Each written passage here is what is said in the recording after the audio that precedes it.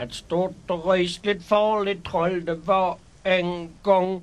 Han kom och tog vår Bengta i ett enda språng. Sen reste han till Polen, koga soppa ur svålen och huvudet åkte väck ut i en gammal säck. Nej. Jo, det var det. Du behöver inte sjunga det hemska, säger du. Men, vänta! Och tassarna, de la han på ett milkabo.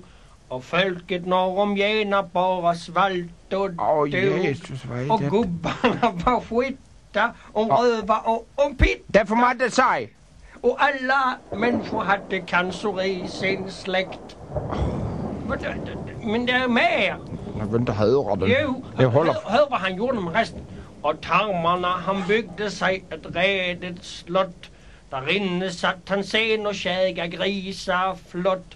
Och Tures tänder lossna och ramla ner i mossan. Och buxi, be nu Göte i hans bok.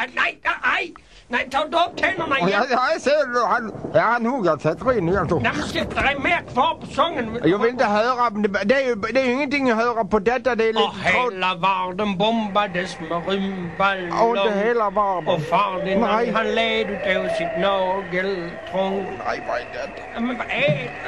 Men det höra på det, jag tycker det verkar rätt och himskt alltihopa nu. Och Bengta låg och gnydde och senapsgas och spydde.